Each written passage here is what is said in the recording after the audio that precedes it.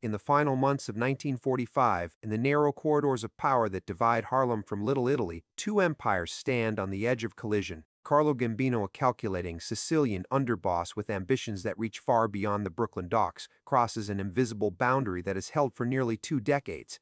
He requests a sit-down with Ellsworth Bumpy Johnson, the most feared and respected black organized crime figure in Manhattan. The stakes are immediate: control of the heroin pipeline flowing into Harlem, worth an estimated $800,000 annually, and the political patronage that comes with it. Both men command armies. Both understand that the wrong word, the wrong gesture, can ignite a war that will draw federal heat, destabilize profits, and leave bodies stacked in tenement hallways. And by the time the meeting ends, the established order of New York's underworld, the unwritten rules that kept Italian and black syndicates in their respective lanes, will never be the same. This is a reconstructed account based on public reporting, historical records, and widely circulated accounts. Some details vary across sources, and certain conversations have been inferred from known relationships, documented outcomes, and the recollections of law enforcement officials and associates who later cooperated with authorities. Where uncertainty exists, it is noted. What follows is the anatomy of a negotiation that shocked even the most hardened mobsters. It is a story of calculated risk, mutual respect, and the brutal economics that govern the American underworld in the shadow of the Second World War's end. The spark ignites on a cold Thursday evening, November 8, 1945, inside the back room of a social club on East 116th Street. Bumpy Johnson arrives alone as agreed, though his lieutenants watch from rooftops and doorways 3 blocks in every direction. Carlo Gambino arrives with a single bodyguard, a gesture intended to signal respect.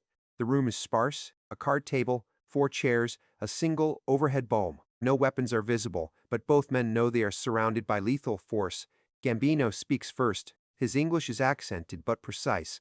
According to later accounts from an informant who debriefed with the Federal Bureau of Narcotics in 1947, Gambino opens with a simple proposition.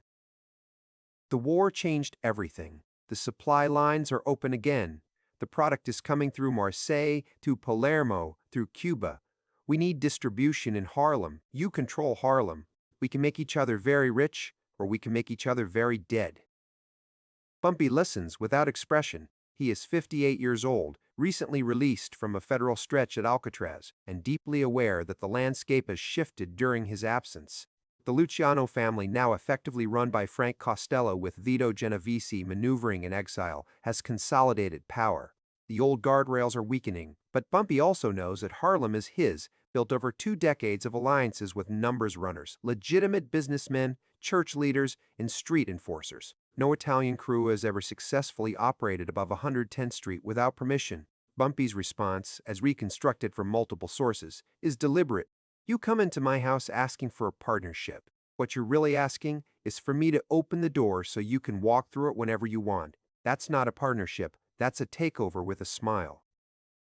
The air in the room tightens. Gambino does not flinch. He leans forward, and according to the same informant, he says this: I'm not asking you to surrender. I'm asking you to evolve. The Italians have the supply. You have the market. We split the profit 60-40, your favor, and we keep the federal government out of both our lives. You say no. Someone else says yes.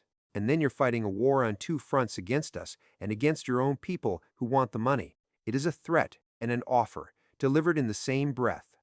Bumpy asks for 24 hours. Gambino agrees. They shake hands, a gesture that will be analyzed and debated in underworld circles for years. As Gambino leaves, he turns at the door and adds a final line, reportedly with a faint smile.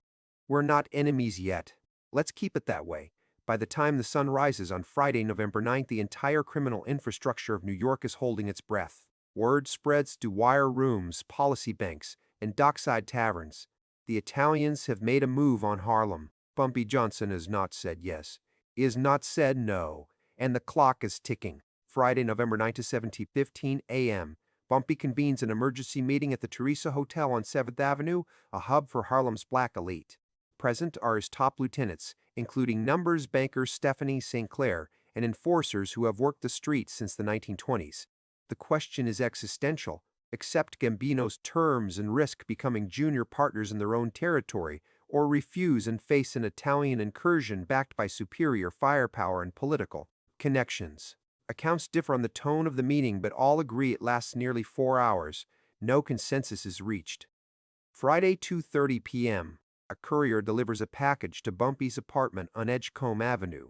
Inside, a ledger, photocopied, showing heroin shipment routes from Marseille to New York with estimated street values exceeding $2 million annually. The message is clear: Gambino is offering transparency, a sign of good faith, or it is a demonstration of how deeply the Italians have already penetrated the supply chain. Bumpy studies the ledger and makes 2 phone calls. The content of those calls remains unknown.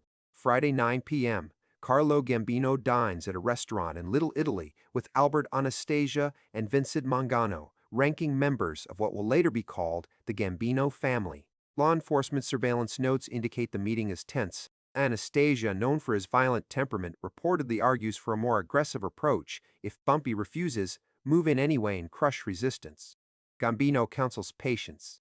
He believes Bumpy will see reason. Mangano remains neutral but warns that any conflict in Harlem will draw federal attention at a time when the FBI is already scrutinizing Italian syndicates in the wake of wartime black market investigations. Saturday, November 10th, 11:30 a.m.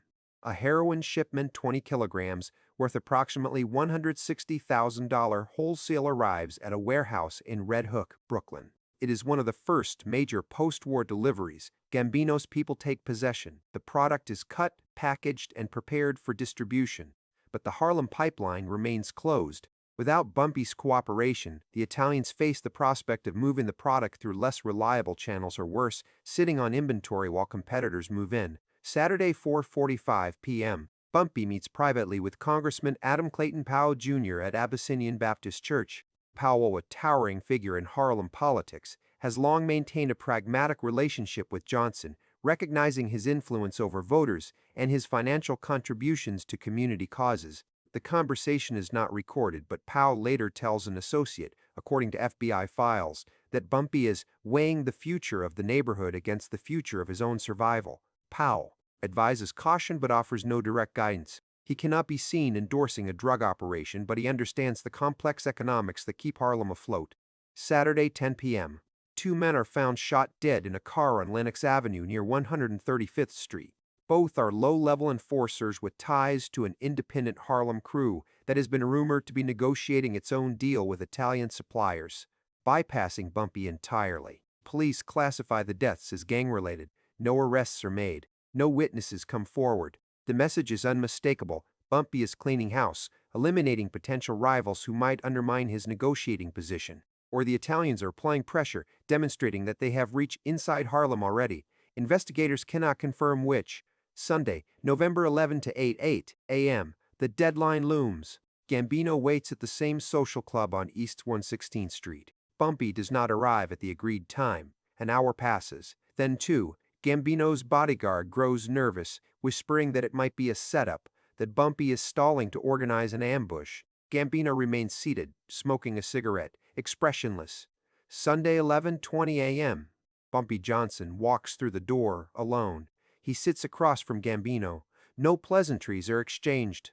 According to the debriefing account, Bumpy speaks first. 60-40 isn't a partnership. It's a salary. Here's my counteroffer. 50-50 split on profits. I control all street-level distribution in Harlem. Your people supply, my people sell. Any Italian who steps into Harlem without my say-so gets treated like an invader. You agree to that, we have a deal.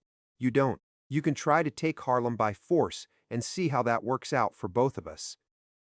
Gambino considers this for a long moment. Then, reportedly, he smiles, a rare expression for a man known for his stone-faced demeanor. 50-50, you distribute, we supply, and we both get rich. They shake hands a second time. This time, it is binding. Sunday 1. L1. Word spreads through the underworld with astonishing speed. Bumpy Johnson and Carlo Gambino have reached an agreement. The heroin pipeline into Harlem is now a joint operation. It is unprecedented. The Italian mob has never recognized a black crime figure as an equal partner in a major narcotics venture. The established hierarchy where Italians control supply and dictate terms has been fractured, and the consequences will reverberate for decades. To understand the magnitude of what transpired on that Sunday morning, one must first understand the 2 men who sat across from each other and the worlds they represented. Bumpy Johnson, the Harlem General Ellsworth Raymond Johnson, was born in South Carolina in 1905 and arrived in Harlem as a teenager during the Great Migration. By the 1930s, he had become the chief enforcer for Stephanie Stentic Claire, the formidable numbers queen, who ran Harlem's illegal lottery operations. Bumpy earned his nickname from a pronounced bump on the back of his head, a reminder of a childhood injury. But the name also carried a darker connotation. He was known to bump people off with ruthless efficiency when necessary. What set Bumpy apart was his dual reputation. On the streets, he was feared. He carried a knife and a pistol and was known to personally handle enforcement actions that other bosses would delegate. But in the broader Harlem community, he was respected, even beloved.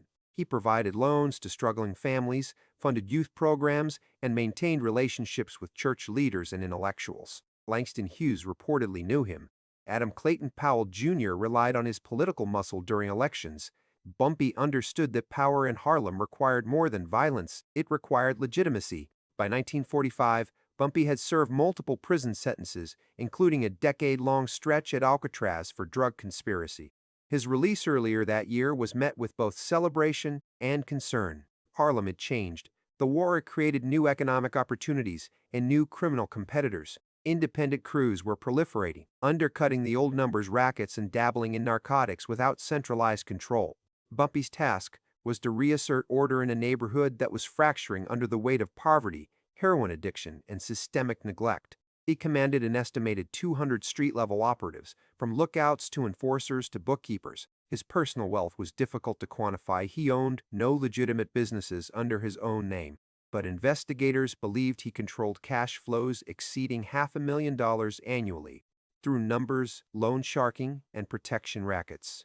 He was, in every sense, the uncrowned mayor of black organized crime in New York. Carlo Gambino, the quiet strategist. Carlo Gambino was born in Palermo, Sicily in 1902 and arrived in the United States illegally in 1921, smuggled aboard a freighter. He settled in Brooklyn and quickly attached himself to the Masseria crime family, later aligning with Salvatore Maranzano during the bloody Castellamarese War of the early 1930s. When Charles Lucky Luciano reorganized the Italian underworld into the five-family structure, Gambino became a trusted soldier in the family led by Vincent Mangano. Gambino was the opposite of the Hollywood gangster. He did not drink excessively, did not frequent nightclubs, and avoided the spotlight. He dressed modestly, lived in a middle-class neighborhood, and presented himself as a businessman. Law enforcement files describe him as intelligent, patient, and utterly ruthless when necessary. He spoke little, observed much, and built alliances carefully. By 1945, Gambino held the rank of capo captain within the Mangano family, overseeing operations on the Brooklyn waterfront. He controlled labor unions, smuggling routes, and extortion rackets tied to the shipping industry. The end of World War II presented an extraordinary opportunity. European supply lines, disrupted by the conflict, were reopening. Heroin production in southern Italy and France was ramping up, and the American market was desperate for product. Gambino saw the future clearly. Narcotics would eclipse gambling and labor racketeering as the primary revenue source for organized crime. But to capitalize, he needed access to the black neighborhoods where demand was highest and where Italian mobsters had historically struggled to operate without sparking violent resistance or federal crackdowns.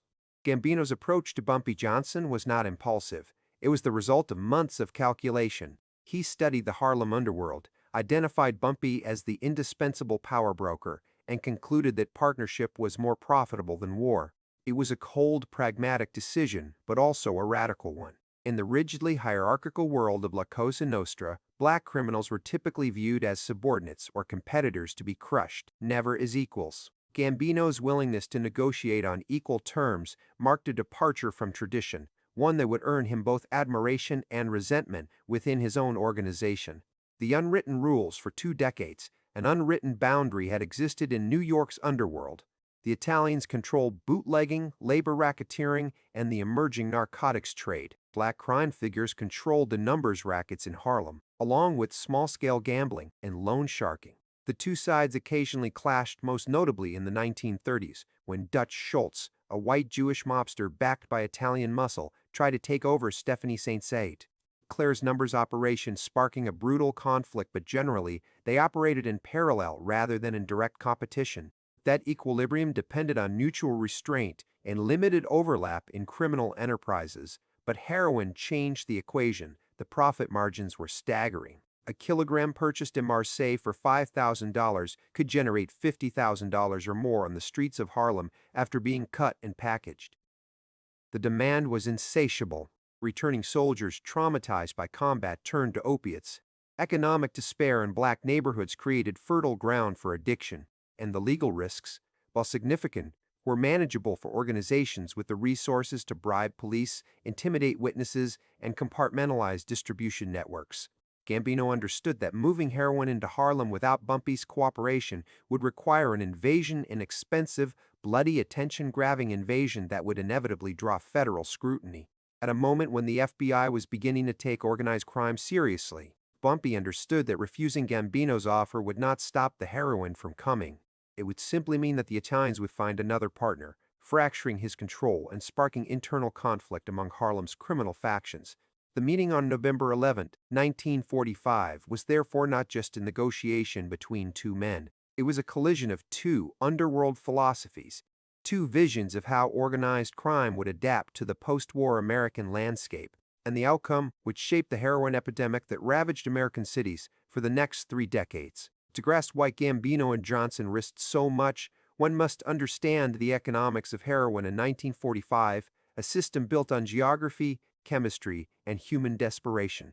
The supply chain. The journey begins in the poppy fields of Turkey and Southeast Asia, where opium is harvested legally for pharmaceutical use and illegally for the black market. The raw opium is smuggled to laboratories in southern France, particularly around Marseille, where chemists, many of them trained during the war, refine it into heroin hydrochloride, a white powder that is stable, potent, and easily transportable. This is the origin of what will later be known as the French Connection. From Marseille, the heroin travels by ship to Havana, Cuba, where corrupt officials allow it to be offloaded with minimal inspection. From Havana, it moves to Miami or New York, hidden in cargo shipments, luggage, or on the bodies of couriers. By the time it reaches a warehouse in Brooklyn, a kilogram of pure heroin is cost approximately $5,000, including production, transportation, and bribes. The cut and the markup. Once in New York, the heroin is cut, diluted with lactose, quinine, or other white powders to increase volume. A kilogram of pure heroin is typically cut at a ratio of 10:1, producing 10 kilograms of street-ready product that is roughly 10% pure. This diluted product is then divided into small glassine envelopes, each containing approximately 100 milligrams, and sold for $3 to $5 per packet. The math is staggering. 1 kilogram of pure heroin, purchased for $5,000 and cut 10:1, yields 10,000 individual packets. Sold at an average of $4 per packet, the gross revenue is $40,000. Subtract the cost of cutting agents, packaging, and payments to street dealers, who typically keep 30 to 40% of the sale price, and the net profit is approximately $25,000 per kilogram. An organization moving 20 kilograms per month generates $500,000 in monthly profit, or $6 million annually. These figures explain why Gambino was willing to negotiate with Bumpy Johnson rather than simply try to impose terms. Harlem was the primary market. Its population of nearly 500,000 residents, many living in conditions of severe poverty and systemic disenfranchisement, provided a customer base that was large, accessible, and tragically vulnerable to addiction. Without a trusted local partner, the Italians would face constant friction, robberies, informants, police crackdowns orchestrated by rivals. With Bumpy's cooperation, distribution could proceed smoothly, protected by his network of street-level dealers and his relationships with corrupt police officers who were willing to look the other way in exchange for payoffs. The human cost beneath the profit margins lies a brutal human toll. Heroin addiction in 1945 is poorly understood by the medical establishment and treated as a moral failing rather than a disease. Users, once hooked, face agonizing withdrawal symptoms and a daily scramble to secure their next dose. Many resort to theft, prostitution, or low-level drug dealing to fund their habits. Overdoses are common, often the result of inconsistent purity levels. A packet that is 15% pure can kill a user accustomed to 10%. Families disintegrate. Children are neglected. Employment becomes impossible, and the social infrastructure of neighborhoods like Harlem, already strained by systemic racism and economic exclusion, begins to buckle under the weight of the epidemic. The police response is punitive rather than rehabilitative. Users are arrested, sentenced to short jail terms, and released back into the same conditions with no treatment and no support. The cycle repeats, and the profits flow upward to men like Gambino and Johnson, who insulate themselves from the consequences through layers of intermediaries and enforcers. The 50-50 agreement reached on November 11, 1945 is therefore not merely a business arrangement. It is the formalization of an infrastructure of suffering, one that will extract billions of dollars over the coming decades. The response from law enforcement and the Harlem community is fractured, shaped by corruption, limited resources, and a deep ambivalence about the nature of crime and survival in 1945 America. The police complicity and constraint. The New York Police Department in 1945 is an institution riddled with corruption, particularly in precincts covering black neighborhoods. Officers on the beat in Harlem often accept payoffs from numbers runners, bootleggers, and madams in exchange for advance warnings of raids and selective enforcement that protects favored operators, while harassing independents. This system of graft is so entrenched that honest officers are marginalized or transferred. When it comes to narcotics, the police response is reactive and scattershot. The NYPD's Narcotics Bureau is understaffed, underfunded, and focused primarily on low-level street dealers rather than the wholesale distributors who move large quantities.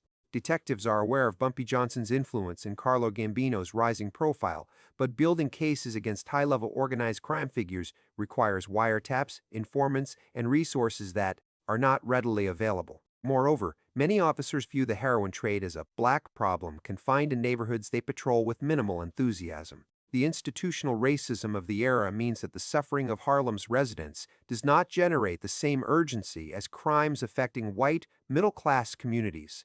The Federal Bureau of Narcotics, led by Harry Anslinger, is more aggressive but overstretched. Anslinger is obsessed with marijuana and focuses much of his agency's efforts on targeting jazz musicians and other cultural figures. Heroin is on his radar, but the international nature of the supply chain complicates enforcement. The Bureau has limited jurisdiction, minimal cooperation from foreign governments, and a tendency to prioritize public relations over effective interdiction. Crucially, neither the NYPD nor the federal government is aware of the Gambino-Johnson agreement in real time. The meeting on November 11 is conducted in secrecy, and both sides take pains to ensure that no informants are present.